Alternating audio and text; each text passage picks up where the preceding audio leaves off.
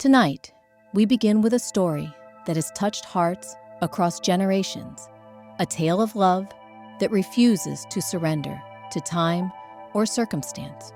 The Notebook, written by Nicholas Sparks, gave us Noah and Allie, two souls whose connection transcended the ordinary boundaries of romance.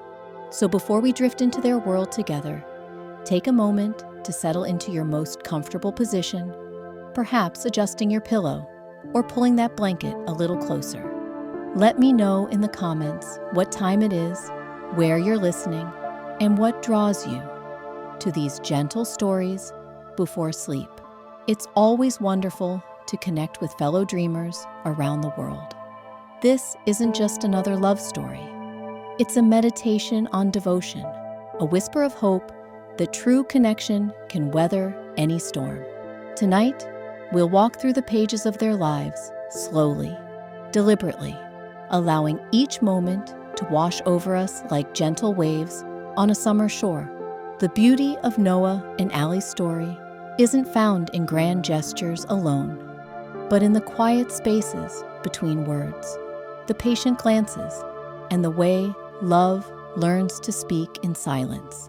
Modern life moves at a relentless pace, filled with notifications and deadlines, and the constant hum of urgency.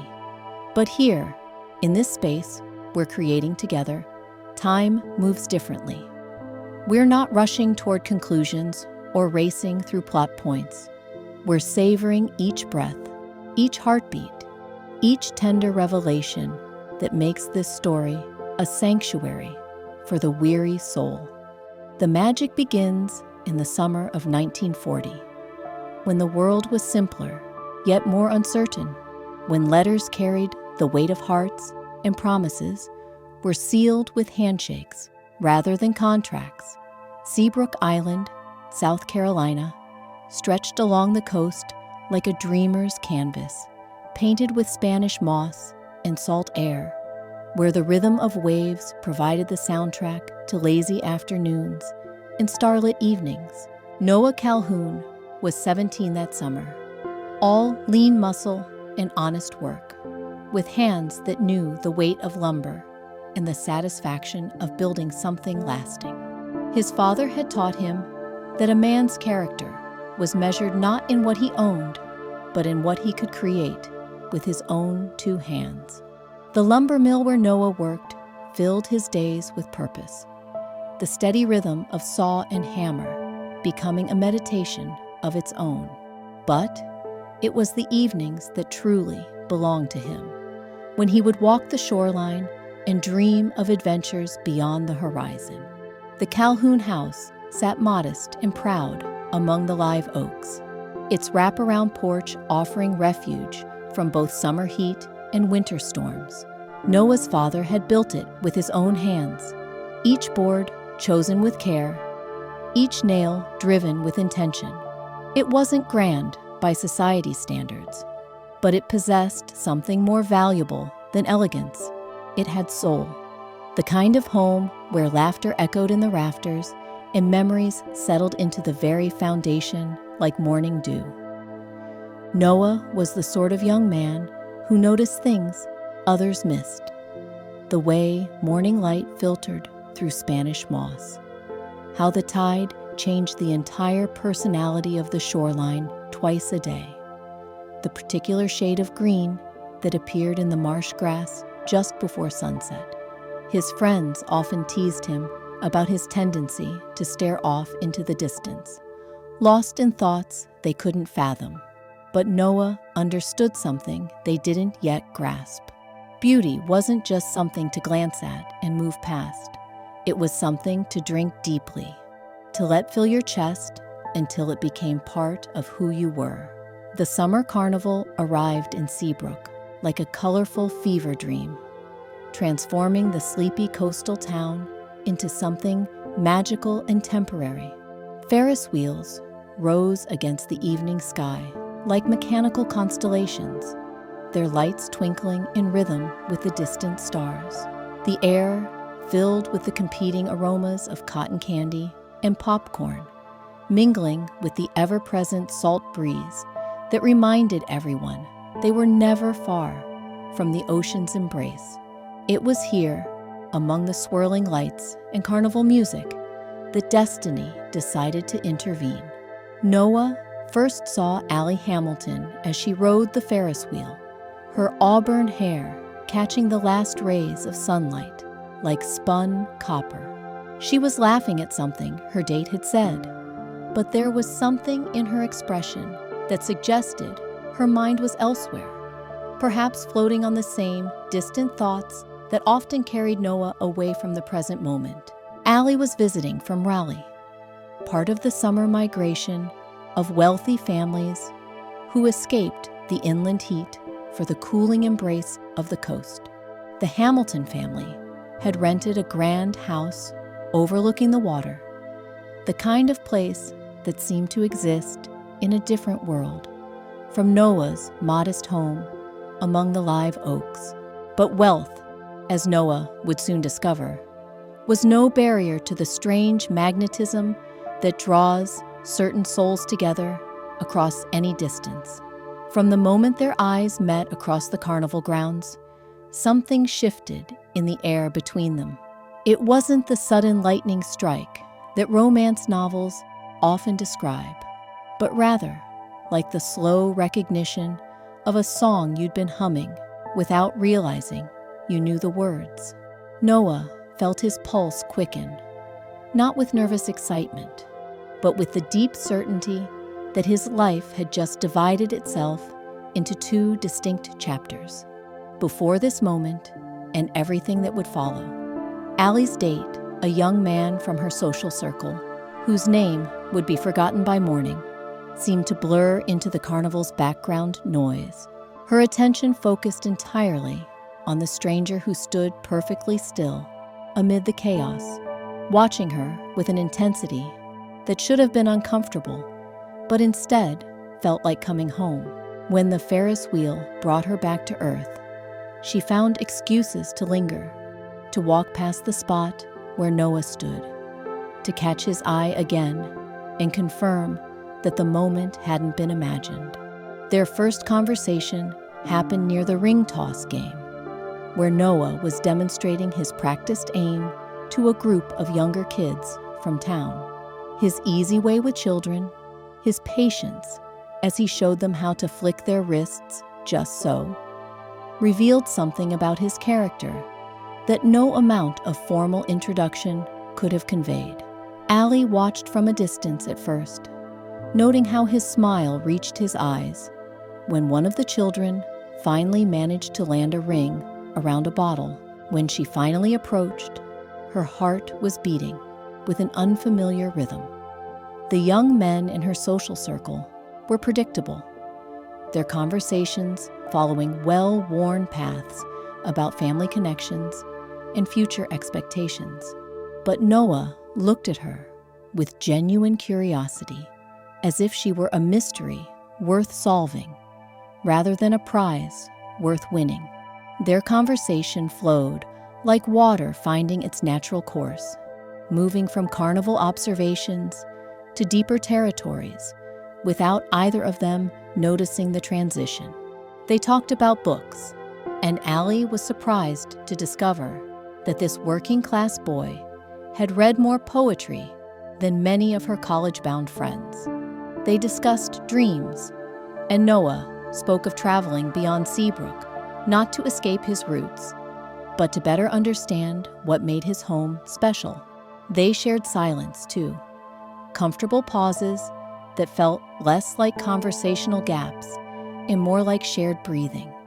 Two people learning to exist in the same space without the need to fill every moment with words. As the carnival wound down around them, neither wanted to acknowledge that the evening was ending. The Ferris wheel slowed to a stop. The game booths began shuttering their windows, and the crowd thinned as families gathered their children and couples wandered toward parked cars. But Noah and Allie remained, sitting on a bench near the water, watching moonlight dance across the gentle waves. It was then that Noah made the gesture that would define their entire relationship. Without grand declarations or dramatic flourishes, he simply asked if he could see her again tomorrow, not at another social event or formal gathering, but somewhere quiet, where they could continue the conversation that felt too important to abandon to a single evening.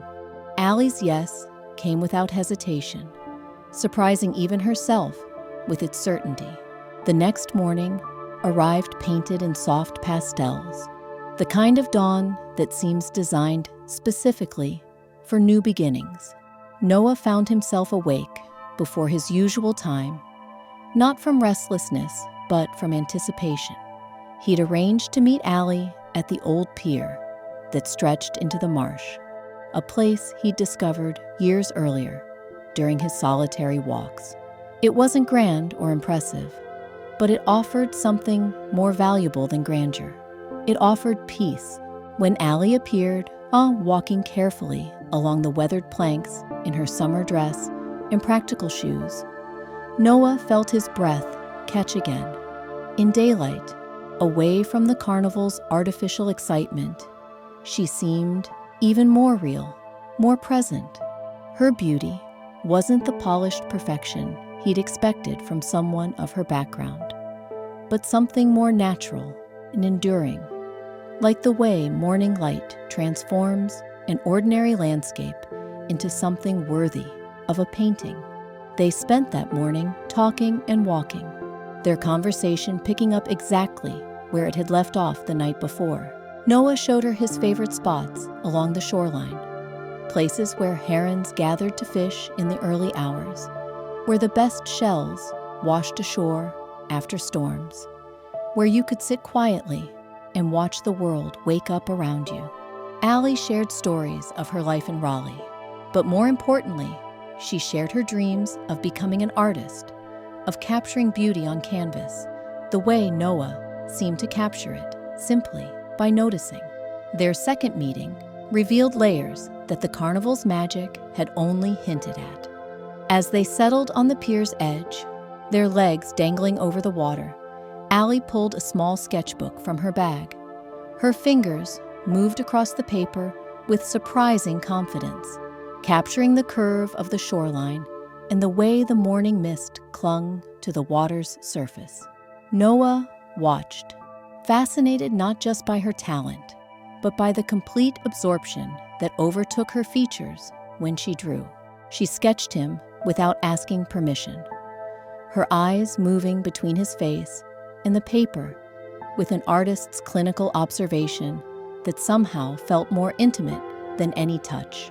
When she turned the page to show him, Noah saw himself reflected through her vision, not idealized or romanticized, but captured with an honesty that revealed how carefully she'd been studying him. The drawing showed a young man comfortable in his own skin, someone who belonged to this place as naturally as the marsh grass and weathered dock posts. The days that followed established a rhythm as natural as the tides themselves.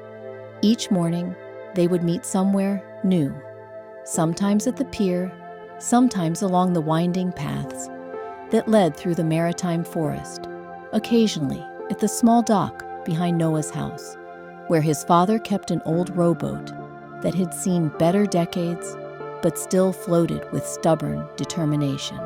Noah began to understand that Allie's world in Raleigh was built on expectations as rigid as the formal gardens that surrounded her family's estate.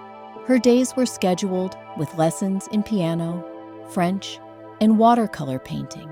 Her evenings were filled with carefully orchestrated social gatherings, where young people were introduced with their family histories and future prospects already calculated.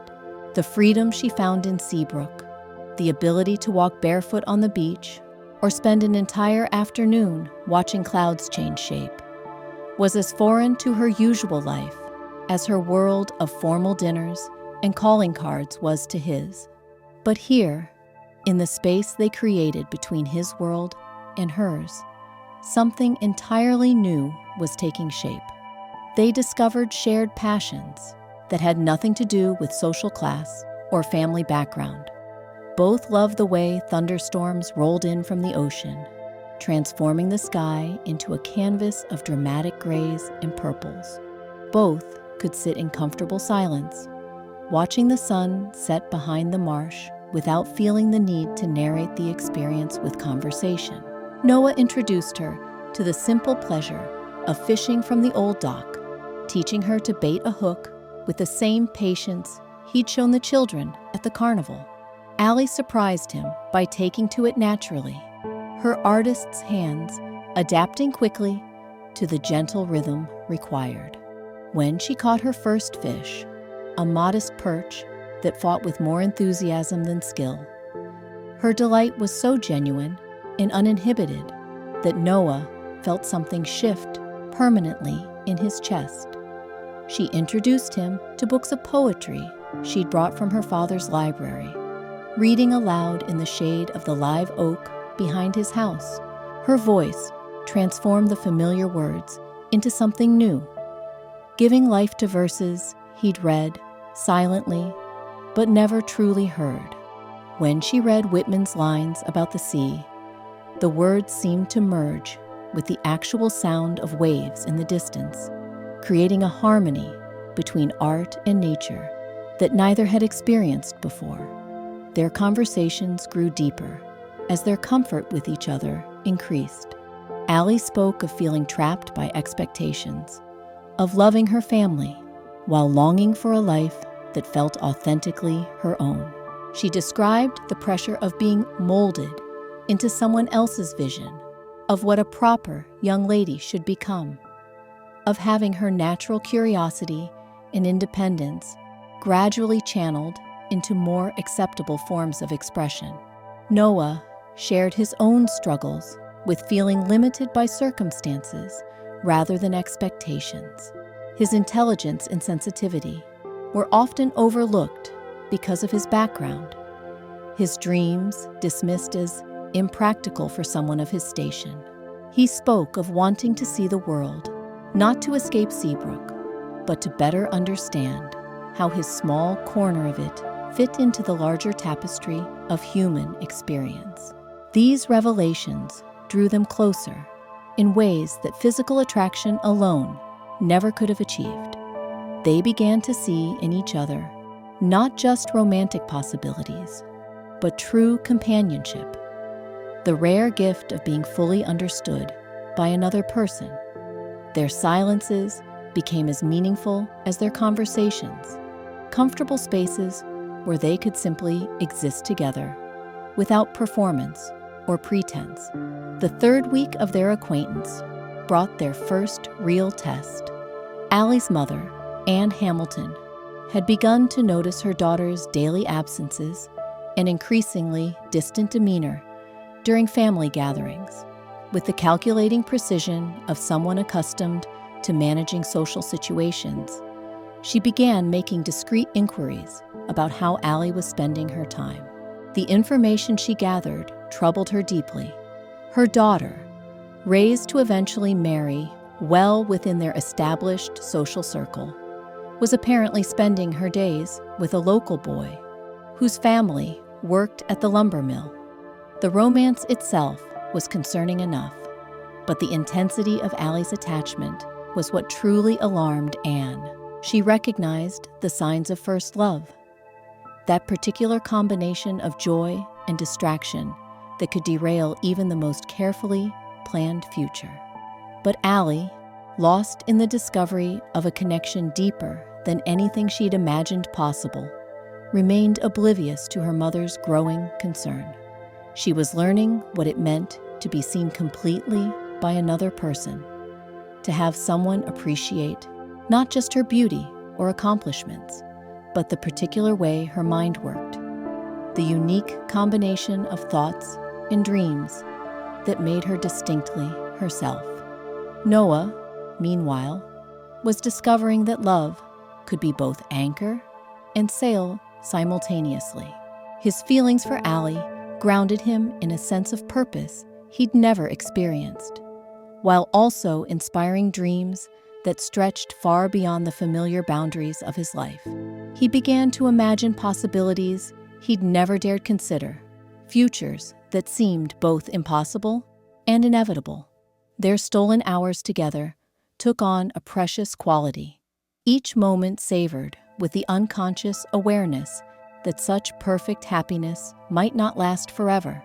They explored every corner of Seabrook Island together, creating a private geography of shared experiences. The old church where they sheltered during an afternoon thunderstorm. The hidden cove where they found sand dollars after the tide receded.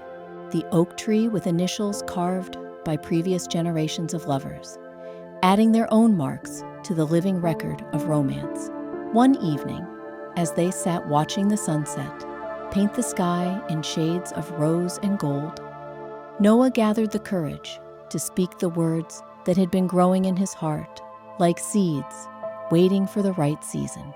He told Allie that he loved her, not with dramatic flourish, but with the simple honesty that characterized everything about their relationship. Her response came not in words, but in the way she moved closer to him on the weathered dock, her hand finding his with the certainty of something that had always been meant to happen. When she finally spoke, her voice carried the same quiet conviction that had drawn them together from the beginning. She loved him too, she said, in a way that felt both surprising and inevitable, like discovering a room in your house you'd never noticed before, but realized had always been there. The kiss that followed was their first, soft and hesitant, imperfect in its imperfection. It tasted of salt air and sweet tea, of promises made without words, and futures imagined without guarantees. When they separated, the world around them seemed transformed, as if their acknowledgement of love had shifted something fundamental in the fabric of reality itself. But even as they held each other in the gathering twilight, forces beyond their control were already moving to challenge the paradise they'd created together. The morning after their first kiss brought with it a quality of light that seemed different somehow, softer and more forgiving, as if the world itself had shifted to accommodate the new reality of their love. Noah woke before dawn, not from restlessness, but from an energy that seemed to pulse through his veins like electricity. He lay in his narrow bed, listening to his father moving quietly in the kitchen below, and felt the weight of certainty settle over him like a familiar quilt. Allie, meanwhile, found herself staring at her reflection in the ornate mirror of her borrowed bedroom, searching for some visible sign of the transformation she felt certain must show on her face. Her fingers traced her lips, still tender from Noah's gentle kiss, and she marveled at how a single moment could divide a life so completely. The girl who had gone to sleep was someone different from the young woman who now stood brushing her hair in the morning light. They met that day at their usual spot, but everything felt charged with new significance. The casual touches they'd grown comfortable with, the brushing of hands as they walked, the way Noah would steady her when she climbed over fallen logs, all carried a weight that made Allie's breath catch and Noah's pulse quicken. They were no longer two people getting to know each other. They were two people learning to be in love. Noah had brought his father's old fishing gear and a lunch his mother had packed before her death 2 summers prior, recipes he'd learned to recreate with varying degrees of success. The basket contained sandwiches that were slightly lopsided but made with care, fruit that he'd chosen carefully at the market, and sweet tea in mason jars that sweated in the humid air. It wasn't elegant by the standards Allie was accustomed to, but it was offered with such genuine pleasure in her company that it felt more luxurious than any formal dining experience she'd ever endured. They settled on the banks of a quiet creek that wound through the maritime forest, where cypress trees, draped with Spanish moss, created a natural cathedral around them. The water moved slowly here, dark and mysterious, reflecting the canopy above like a mirror made of shadows and light. Noah baited her hook with the patient expertise of someone who'd been fishing these waters since childhood, his hands sure and gentle as he showed her the proper way to cast, without tangling the line in the overhanging branches. Allie found herself watching his hands more than the water, fascinated by their competence and the way they moved with unconscious grace. These were hands that knew real work, that had built and fixed and created things of substance, so different from the soft, manicured hands of the young men in her social circle, hands that had never been tested by anything more challenging than signing checks or opening doors for ladies. The fish weren't particularly interested in their offerings that morning, but neither Noah nor Allie minded the lack of success. The fishing was merely an excuse to sit close together, their shoulders touching as they held their poles, their conversation flowing as easily as the creek beside them. They talked about everything and nothing, the way lovers do when they're still discovering the landscape of each other's thoughts. Noah told her about his mother, how she died of influenza when he was 15, leaving behind a house that still smelled faintly of her lavender sachets and recipes written in her careful handwriting on index cards, yellowed with kitchen grease and thyme. He described how his father had retreated into work and silence for months afterward, communicating mainly through gestures and the meals they shared in companionable quiet. Allie shared memories of her childhood in Raleigh, but not the polished stories she usually told at social gatherings. Instead, she spoke of sneaking into her father's library to read books she wasn't supposed to touch, of the governess who'd first taught her to really see color and light, of the loneliness that came with being an only child in a house full of adults who loved her but rarely understood her. Their confessions created an intimacy deeper than physical attraction, the vulnerable sharing of histories and hurts that only comes when two people feel truly with each other. Noah learned that beneath Allie's polished exterior lived a girl who'd often felt like an outsider in her own life, performing a role that had been written for her rather than chosen by her. Allie discovered that Noah's quiet confidence came not from arrogance, but from a deep appreciation for the life he'd been given, even with its limitations and sorrows. As the afternoon wore on, they abandoned their fishing poles entirely and waded into the shallow water, their laughter echoing through the forest as they chased minnows and searched for interesting stones. Allie's dress grew damp at the hem. Her carefully arranged hair fell loose from its pins, and her cheeks flushed pink from sun and exertion. Noah watched her transform from the composed young lady he'd met at the carnival into someone wild and free, someone who belonged to this moment rather than to any social expectation. When she slipped on the muddy creek bottom, Noah caught her instinctively, his arms encircling her waist as she pressed against his chest for balance. For a moment, they stood frozen in the dappled sunlight, water swirling around their ankles, the forest holding its breath around them.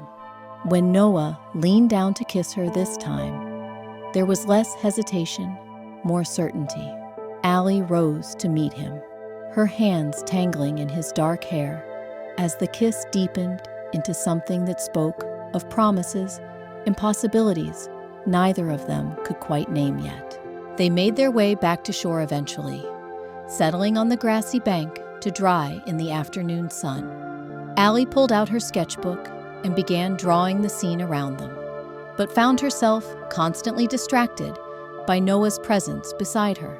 He lay on his back, one arm behind his head, watching clouds drift across the canopy, opening above them, and she couldn't resist capturing the peaceful expression on his face, the way he seemed to belong so completely to this place. When she showed him the sketch, Noah saw himself reflected through eyes that loved him, and the revelation was almost overwhelming. No one had ever looked at him with such careful attention, such genuine appreciation for who he was rather than who he might become. In Allie's drawing, he saw strength and gentleness, intelligence and integrity, all the qualities he hoped he possessed, but had never been sure showed on his face. The sun was beginning its descent toward the horizon when they finally packed up their impromptu picnic and made their way back through the forest paths. They walked slowly, reluctant to end the perfect day, their hands intertwined, in their conversation growing quieter as evening approached. The magic of their hidden afternoon felt too precious to share with the ordinary world that waited beyond the trees. But as they emerged from the forest near the main road that led to both their homes, reality intruded in the form of Ann Hamilton's gleaming black automobile, parked conspicuously outside the general store, where anyone in town might notice it and draw conclusions about why the Hamilton family matriarch might be making inquiries about local residents. Allie stopped short when she saw the car, her hand tightening in Noah's as understanding dawned. Her mother's presence here could mean only one thing. The careful distance Allie had maintained between her two worlds was about to collapse, and the reckoning she'd been unconsciously dreading was finally at hand. Noah felt the change in her immediately, the way her body tensed and her breathing became shallow. He'd known this moment would come eventually. The difference in their circumstances was too great to ignore indefinitely, and families like the Hamiltons didn't allow their daughters to form attachments without investigation and intervention. But knowing it was inevitable hadn't prepared him for the sharp stab of fear that pierced his chest as he watched Allie's face pale with anxiety. They stood at the edge of the forest, still hidden from view, but knowing that stepping into the open would expose them to scrutiny neither was ready to face. For a long moment, they simply held each other, memorizing the feeling of this suspended instant before whatever came next would change everything between them. Allie was the first to move, straightening her shoulders with a determination that reminded Noah why he'd fallen in love with her in the first place. She wouldn't hide from her mother or apologize for the happiness she'd found, even if she wasn't entirely sure how to defend it. The girl who had waded barefoot in the creek and kissed him in the dappled sunlight was stronger than the obedient daughter her family expected her to be. Noah walked her as far as he dared, stopping at the corner where the residential streets began, and his presence would become too obvious to ignore. They kissed goodbye with the desperate tenderness of soldiers parting before battle, both knowing that the innocent joy of their summer romance was about to be tested in ways they could barely imagine. As Allie walked toward her family's rented house, her chin raised and her step steady despite her racing heart, Noah remained at the corner, watching until she disappeared from view. The evening air that had felt so perfect moments before now carried the weight of approaching storm clouds, and he could taste the metallic tang that always preceded the most violent summer thunderstorms. Inside the Hamilton house, Anne sat in the formal parlor with her hands folded in her lap and her expression carefully neutral. She'd spent the afternoon gathering information about Noah Calhoun and his family, and what she'd learned had confirmed her worst fears. The boy was intelligent, hardworking, and well regarded by those who knew him, but he was also completely unsuitable for her daughter, not because of any character flaws, but because of the simple, insurmountable fact of his circumstances. When Allie entered the house, her hair still bearing traces of forest dampness and her dress wrinkled from their afternoon by the creek, mother and daughter faced each other across a chasm that seemed to widen with each passing second. Anne took in every detail of her daughter's appearance, from the mud stains on her shoes to the glow of happiness that still lingered in her eyes, and felt her heart break a little for what she was about to do. The conversation that followed was conducted in the carefully modulated tones that wealthy families used when discussing matters of vital importance. There were no raised voices or dramatic accusations, just the quiet, inexorable pressure of logic and expectation applied with surgical precision. Anne had done her research thoroughly, and she presented her findings with the clinical detachment of someone who'd learned long ago that sentiment was a luxury her position couldn't afford. Noah's family was respectable, but poor. His prospects were limited by education and opportunity. The life he could offer Allie would be a constant struggle against circumstances beyond their control. Most devastating of all, Anne forced Allie to confront the reality that love, however genuine, couldn't bridge every gap or overcome every obstacle. Sometimes caring deeply for someone meant wanting what was best for them, even if it meant sacrificing your own happiness. The argument that Allie mounted in defense of her feelings was passionate, but ultimately futile against her mother's calm pragmatism. Anne didn't dismiss the genuineness of their affection or question the sincerity of Noah's intentions. Instead, she painted a picture of what their future would look like with merciless accuracy. The gradual erosion of romance under the constant pressure of financial worry, the social isolation Allie would face as she was cut off from her family and former friends, the children who would grow up struggling against disadvantages that could be avoided with better choices made now. As the evening wore on and the summer storm finally broke outside, sending rain against the windows in sheets that obscured the world beyond, Allie felt her certainty beginning to waver. Not her love for Noah, which remained as strong as ever, but her confidence that love alone would be enough to sustain them through the challenges her mother described with such devastating clarity. The final blow came when Anne revealed that the Hamilton family would be leaving Seabrook earlier than planned.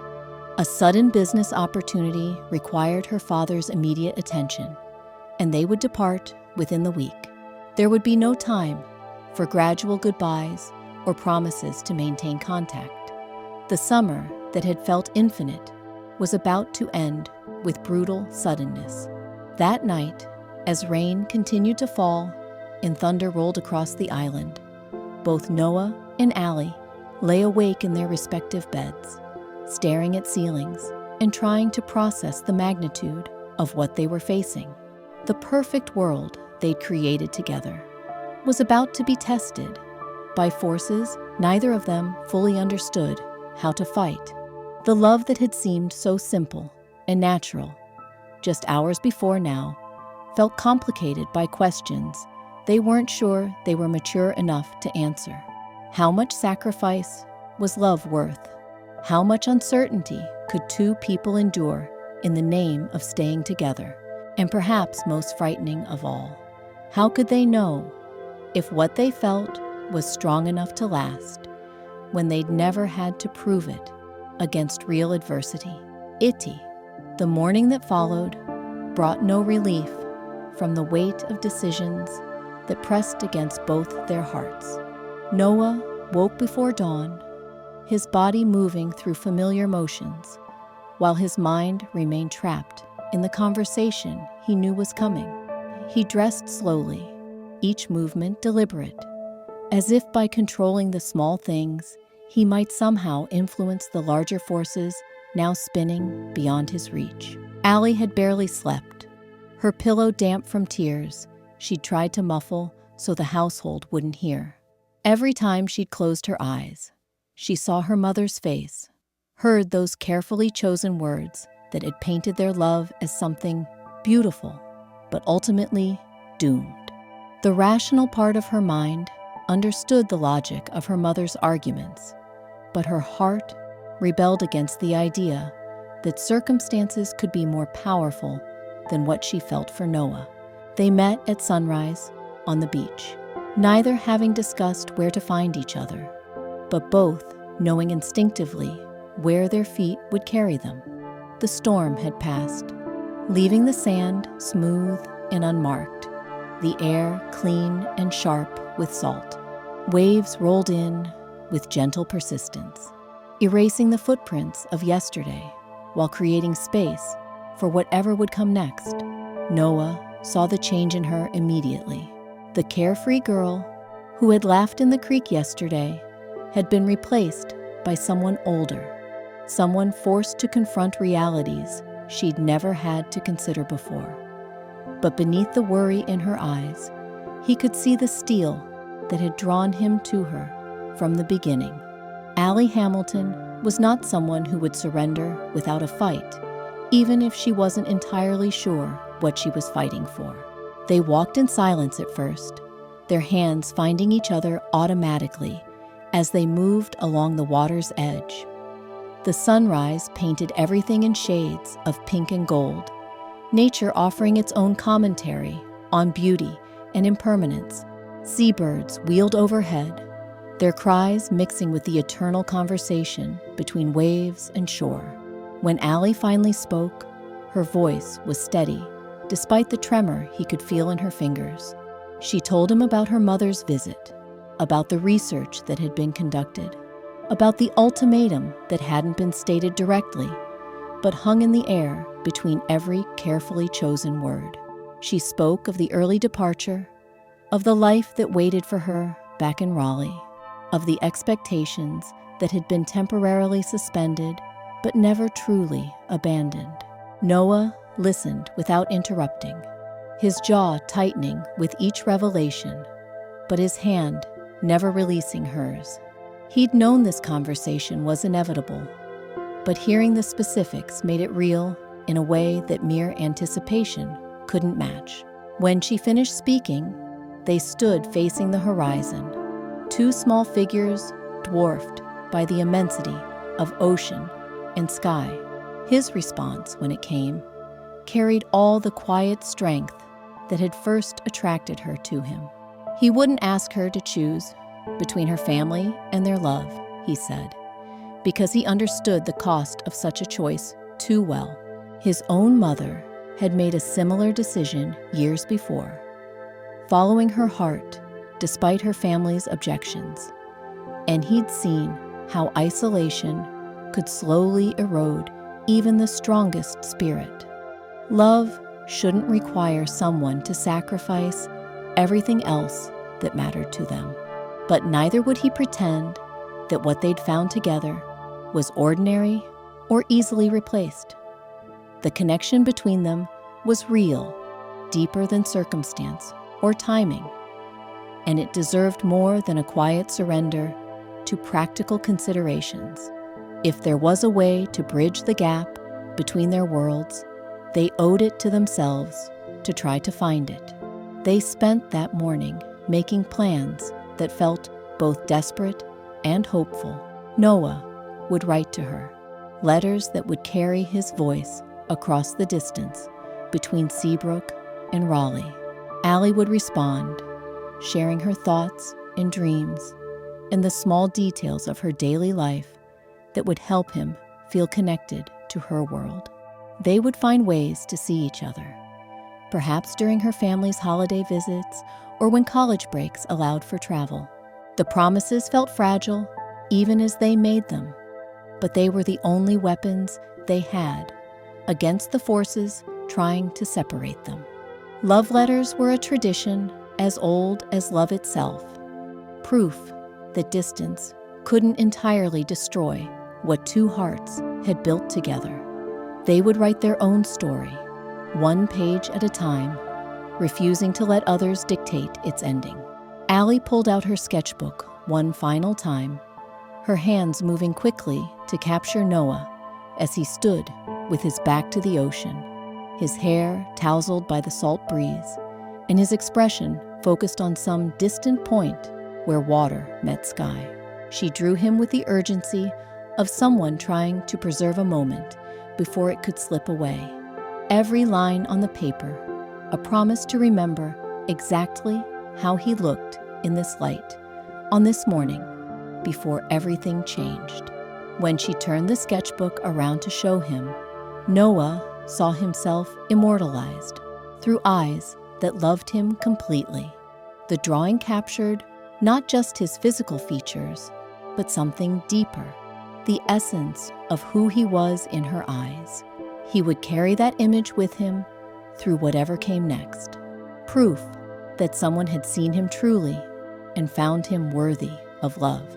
Their last kiss on the beach tasted of salt and sorrow, of promises made and fears acknowledged. They held each other as waves washed over their feet, the ocean claiming them both in its ancient rhythm, while the sun climbed higher in a sky that seemed too beautiful for goodbye. When they finally separated, both understood that they were no longer the same people who had met at a carnival just weeks before. They had been changed by love, marked by it in ways that would endure long after the circumstances that created it had shifted. The walk back through town felt like a funeral march, each familiar landmark taking on the weight of memory. The pier where they'd first talked, the general store where they'd bought penny candy, the oak tree where Noah had carved their initials with his pocket knife, marking their presence in a way that would outlast their time together. Everything looked the same, but felt different, transformed by the knowledge that this was the last time they would see these places together. At the Hamilton house, preparations for departure were already underway. Servants moved efficiently through rooms, packing belongings with the practiced ease of people accustomed to temporary arrangements. Allie's art supplies were carefully wrapped and boxed, including sketches she'd made throughout the summer that now served as a visual diary of their time together. Her mother supervised the process with quiet satisfaction, relieved that the situation was being resolved before it could become truly problematic. Noah waited outside, unable to bring himself to leave, but knowing that his presence only made things harder for Allie.